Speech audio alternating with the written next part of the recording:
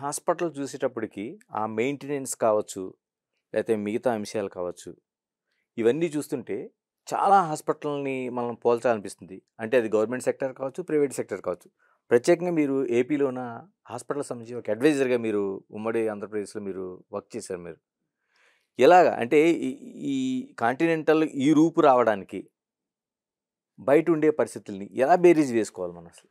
ఇప్పుడు నేను continental establish చేసినప్పటికీ హ్మ్. అంతర్జాతీయ స్థాయిలో ఉన్న హాస్పిటల్స్తో పోల్స్తూ ఓకే ఓకే. ఆ రూల్స్ రెగ్యులేషన్స్ అవలంబిస్తూ ఇది స్థాపించాను. ఓకే. ఇండియాలో ఇటువంటి హాస్పిటల్ కావాలి. ఓకే, హ్మ్. ఇంతకుముందు ఎన్నో ఇంటర్వ్యూస్లో చెప్పినట్టు కూడా ఇదొక భవనం కాదు. Okay. Okay, this is not something that హ్మ్. ఏదో ఒక ఎగ్జిబిషన్ కొరకు కట్టింది కాదు. హ్మ్. అంటే చాలా మట్టుకు హెల్త్ కేర్ హాస్పిటల్లో ఎన్నో ప్రిన్సిపల్స్ ఉన్నాయి. హ్మ్. ఇవి ఎందుకు పెట్టారు ఈ ప్రిన్సిపల్స్ అన్ని? కన్స్ట్రక్షన్ ప్రిన్సిపల్స్ అనేసి ఇవన్నీ కూడా బికాస్ ఒక రోగి వచ్చినప్పటికీ హాస్పిటల్కు ఓకే వాళ్ళకు ఆ ఎన్వైరన్మెంట్లో హ్మ్. ఎయిర్ సర్క్యులేషన్ ఎలాగుంటుంది, లైట్ ఎలాగుంటుంది, okay, what are the infection control practices, వాళ్ళు ఈ వేస్ట్ ఎలా డిస్పోజ్ చేస్తున్నారు, ఓకే, ఇవన్నీ చాలా ముఖ్యం. ఇప్పుడు ఆ బెడ్స్ ఉన్నాయనుకోండి, ఆ, ఆ రూమ్లో క్రాక్స్ లేకుంటే ఫ్లోర్లో క్రాక్స్ ఉన్నప్పటికీ హ్మ్. అక్కడ జర్మ్స్ ఉండేసి ఆ పేషెంట్కి వచ్చే అవకాశం ఉంటుంది డర్టీగా ఉన్నప్పటికీ. ఇది నేను చెప్పదలుచుకున్నాను. చాలా హాస్పిటల్స్‌లోకి వెళ్ళేటప్పుడు ఒక రోగంతో వస్తే, అవును, అక్కడ వచ్చేటప్పుడో లేకపోతే అక్కడ జరిగిన ఇన్సిడెంట్‌లో ఆయన డెత్ కావచ్చు, వేరే దాంతోని జరుగుతోంది. Infrastructure, hospital infrastructure plays very very important role. Okay. మనం చాలా మటుకు ఇన్ఫెక్షన్ కంట్రోలు ఇవంతా కూడా మాట్లాడుకుంటాం కదా, అందులో ఒక విషయం ఎక్కువగా మాట్లాడం. 40-60% హ్మ్. 40-60% వరకు ఒక హాస్పిటల్ ఇన్ఫ్రాస్ట్రక్చరు ఒక కాంట్రిబ్యూట్స్. హ్మ్. అంటే కాంట్రిబ్యూట్స్ అన్నప్పటికీ మంచిగా ఇన్ఫ్రాస్ట్రక్చర్ ఉంటే అంత తగ్గిస్తుంది ఓకే. ఆ రోగికి మరీ ఇన్ఫెక్షన్ వచ్చేది. హ్మ్. ఓకే, మనం సర్జరీ చేసినా లేకుంటే ఐసీయూలో ఉన్నప్పటికీ హ్మ్. లేకుంటే ఒక ఇన్ఫెక్షన్తో వచ్చినప్పటికీ ఇంకో ఇన్ఫెక్షన్ గురి కాకుండా, so infrastructure plays a very important role. So నేను ఇది కాంటినెంటల్ హాస్పిటల్ కట్ కట్టాలని అనుకున్నప్పుడు నేను ఇలాగ అయితేనే కడతాను, దానికి ఏమన్నా ఖర్చు కానివ్వండి, ఎందుకంటే నాకు patient centric care, patients hospital బాధతో వచ్చినప్పటికీ వాళ్ళని సరిగ్గా చూసుకొని డయాగ్నోస్ చేసి పంపించాలి. వాళ్ళకి ఇంకో ప్రాబ్లం ఇచ్చేసి ఏదో ఎక్స్క్యూజ్ చెప్పేసి ఇలా అయిందనేసి మనం చెప్పకూడదు. దానికి మరణానికి కూడా గురైపోతారు, అది రోజు మనం చూస్తూనే ఉంటాం. హ్మ్. ఓకే, సో నేను అడ్వైజర్గా ఉన్నప్పుడు ఆంధ్రప్రదేశ్ గవర్నమెంట్కు, అలాగా తెలంగాణ గవర్నమెంట్లో కూడా ఎన్నో సెక్రటరీస్కు ఎంతోమంది నేను చాలా మటుకు మనం ఏం చేస్తే మన స్టేట్ ముందుకు పోవచ్చు, హ్మ్. నర్సింగ్ కాలేజెస్ అయినా మనం ఎలా చేయాలి, ఎడ్యుకేషన్ స్టాండర్డ్స్ ఎలా ఇంప్రూవ్ చేసుకోవాలి, చాలా మటుకు అడ్వైస్ కూడా ఇచ్చానండి, వైట్ పేపర్స్ కూడా రాశాను. Okay. Okay, official nomination Andhra Pradesh గవర్నమెంట్కు అప్పుడు ఆ గవర్నమెంట్ వాళ్ళ పబ్లిక్ హాస్పిటల్స్లో హ్మ్. ఎలా మార్పు తీసుకురావాలి. ఓకే. హ్మ్. Public hospitals can they function like కొన్ని ప్రైవేట్ హాస్పిటల్స్లో మనం ఏదైతే రూల్స్ అండ్ రెగ్యులేషన్స్ ప్రాసెసెస్ మనం అవలంబిస్తామో హ్మ్. అది మనం గవర్నమెంట్ హాస్పిటల్లో చేయగలుగుతామా? హ్మ్. Okay, that was my responsibility. Okay. Okay, so అది నేను సీరియస్గా తీసుకొని అయినంత మట్టుకు అక్కడ ఉన్న పబ్లిక్ హాస్పిటల్స్ నర్సింగ్ సూపరింటెండెంట్ అయినా సిఇఓస్ అయినా డాక్టర్స్ అయినా కూడా బాగా ఎంగేజ్ చేశాము. ఎన్నో వీడియో జూమ్ మీటింగ్స్ అరేంజ్ చేశాము. హ్మ్. ఓకే, వాళ్ళకు ట్రైనింగ్ ఇచ్చాము. ఇలాగా మనం రీకన్సిడర్ చేసుకుంటే ఇప్పుడు ఒక హాస్పిటల్ ఉందనుకోండి, హ్మ్. హాస్పిటల్లో సిఇఓ ఎవరవుతారు? పబ్లిక్ హాస్పిటల్స్లో హ్మ్. డాక్టర్ అవుతాడు. అవును. ఓకే, ఎలా వస్తుంది ఆ పొజిషను? సీనియారిటీతో వస్తుంది. అవును. ఓకే, ఆ డాక్టరు సర్జనే కావచ్చు, ఒక మెడికల్ సూపర్ స్పెషలిస్టే కావచ్చు. కావచ్చు. బాగా ఆ వయసుకు వచ్చినప్పటికీ, ఆ జాబ్కి వచ్చినప్పటికీ బాగా వాళ్ళకు బిజీగా ఉంటుంది ప్రాక్టీస్. అవును. ఓకే, అండ్ హాస్పిటల్ మేనేజ్మెంట్ అంత సులభం కాదు. హ్మ్. ఒక ఇంత పెద్ద పబ్లిక్ హాస్పిటల్, 1000 బెడ్లు ఉన్న హాస్పిటల్, 500 బెడ్లు ఉన్న హాస్పిటల్ హ్మ్. నువ్వు ఒక డాక్టర్ చేతిలో పెట్టినప్పటికీ ఆ డాక్టర్కి ఎన్నో రెస్పాన్సిబిలిటీస్ ఉన్నప్పటికీ ఎలా మేనేజ్ చేస్తాడు? ఓకే, సో ఒక చిన్న సలహా ఇచ్చాను అప్పుడు. ఓకే, ప్రమోషన్ వల్ల డాక్టర్ ఉండనియండి. Let the doctor be like a non executive chairman. Okay. చేసే పని ఒక ఎంబీఏను, ఒక ఆపరేషనల్ మేనేజర్ బయట నుంచి రిక్రూట్ చేయండి. ఓకే. ఓకే, రిక్రూట్ చేసి ఒక ఎగ్జిక్యూటివ్గా పెడితే వాళ్ళు ఈ పిఎన్ఎల్కు రెస్పాన్సిబిలిటీ, హైరింగు, ఫైరింగు ఇవన్నీ చూసుకుంటారు, డాక్టర్కు సలహా ఇస్తారు.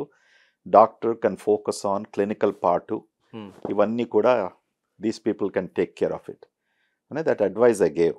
వాళ్ళు చాలా మంచిగా ఇచ్చారని. ఎంతో 4 హెల్త్ సెక్రటరీస్ ఉండే ఆ టైంలో. సో వాళ్ళు ఇట్స్ అ బ్రిలియంట్ ఐడియా. కొన్ని హాస్పిటల్స్ కూడా వాళ్ళు అప్పుడు మొదలుపెట్టారు.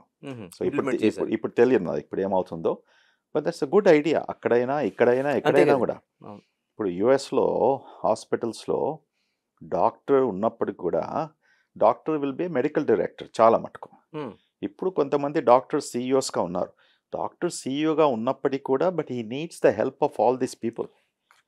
ఇప్పుడు డాక్టర్లు ఎక్సెల్ స్ప్రెడ్షీట్ స్కూల్కు పోలేదు కదా. ఓకే, నువ్వు ఇన్ని స్టాటిస్టిక్స్, మైనింగు, ఇలా ప్రెజెంటేషన్స్ ఇవన్నీ కూడా కదా. యూ నీడ్ అందరూ CFO, COO, operations person, you know వీళ్ళందరూ కూడా ఉండవలసి వస్తుంది.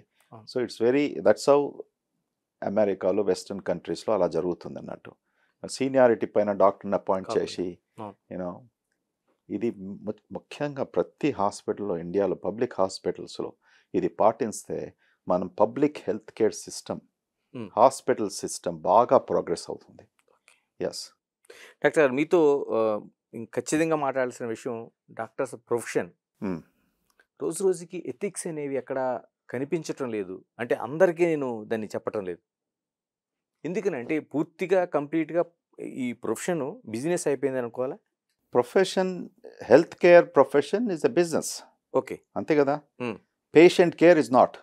ఓకే, సి ఇప్పుడు హాస్పిటల్ నేను నడిపిస్తున్నాను, it's a business venture, correct.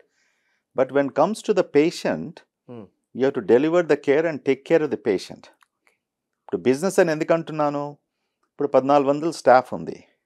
Okay, వాళ్ళకు శాలరీస్ కట్టాలి, ప్రొక్యూర్మెంట్ ఉంటుంది, ఓకే, సప్లై చైన్ మేనేజ్మెంట్ ఉంటుంది. This is all a part of business. Okay, అంతే కదా, డెఫినేషన్ ఆఫ్ బిజినెస్లో వస్తుంది.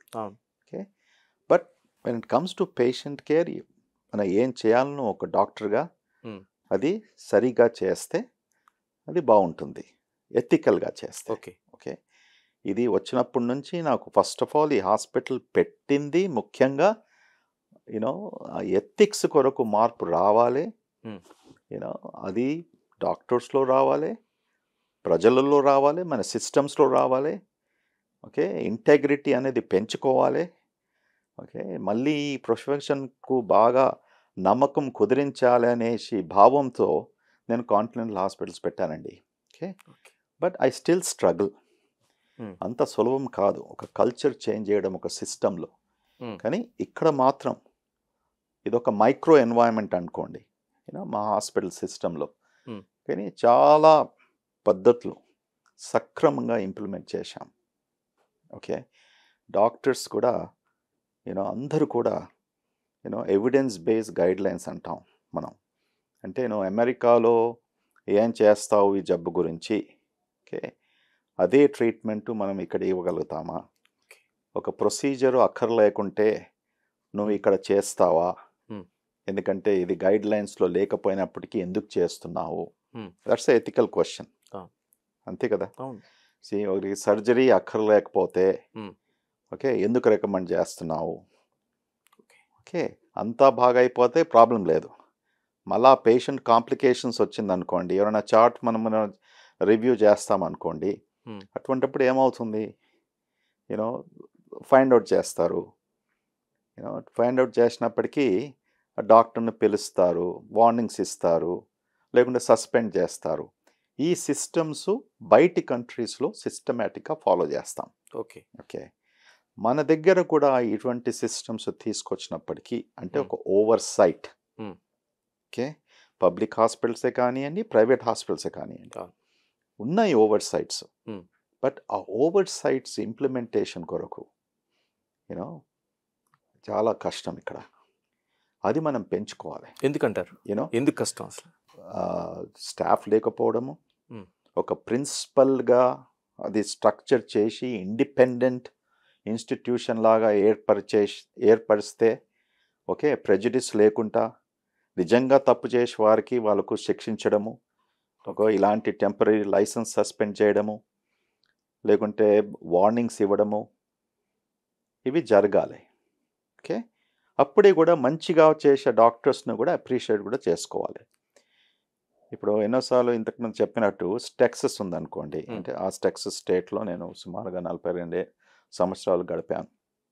అక్కడ అమెరికాలో ఏముంటుందంటే ప్రతి స్టేట్లో స్టేట్ మెడికల్ బోర్డ్ అని ఉంటుంది. ఓకే. ఈ మెడికల్ బోర్డు మెంబర్స్ సుమారుగా 15, 20, 25 మంది ఉంటారు. ఓకే, మోస్ట్ ఆఫ్ ది ఇవన్నీ బోర్డు మెంబర్స్ నామినేషన్స్. ఎవరు నామినేట్ చేస్తారు? గవర్నర్ నామినేట్ చేస్తాడు. ఓకే. ఈ బోర్డులో అందరు డాక్టర్స్ ఉండరు, కొంతమంది డాక్టర్స్ ఉంటారు, 2-3 లాయర్స్ ఉంటారు, సోషల్ వర్కర్స్ ఉంటారు, ఓకే, కమ్యూనిటీస్ నుంచి వచ్చిన కొంతమంది పెద్దలు ఉంటారు. ఓకే, ఆ సిస్టమ్ ఉన్నప్పటికీ ఏమవుతుందంటే ఎప్పుడైతే తప్పు జరిగినప్పుడు ఏదైనా ఫైల్ ముందుకు వచ్చినప్పటికీ ఓకే, ప్రెజుడిస్ ఉండదు.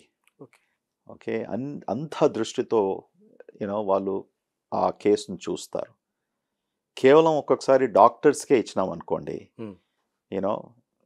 ఈ డాక్టర్కు వాని మీద వీని మీద ఈర్ష ఉన్నప్పటికీ, లేకుంటే ఈ హాస్పిటల్లో ఈ హాస్పిటల్ కొద్ది పేరు బాగుంది, నేను ఇలా రిపోర్ట్ రాస్తాను, ఇటువంటివన్నీ మనం సరిదిద్దుకొని ఒక ప్రాపర్ పాలసీ ఫ్రేమ్వర్క్ తీసుకొచ్చేసి మంచిగా ఓవర్ సైట్ ఉండి దాని తర్వాత కాన్సిక్వెన్సెస్ అండి. ఇప్పుడు చేసినప్పటికీ ఏం చేస్తాం మనము? ఇప్పుడు కోర్టుకి వెళ్తామా? ఓకే, ఎప్పుడు వస్తుంది దాని ఆన్సరు? 5 ఏళ్ళ, 10 ఏళ్ళ, 15 ఏళ్ళ? ఈ రిఫార్మ్ తీసుకొచ్చినప్పటికీ ఓకే, తప్పకుండా ముందుకు వస్తుందని అనుకుంటాను. అప్పుడు ఈ అనెథికల్ బిహేవియర్ కొంతమంది డాక్టర్స్లో మీరు అన్నారు కదా, ఆ భయంతో వాళ్ళు చేయరు. For more videos like this, subscribe Big TV channel.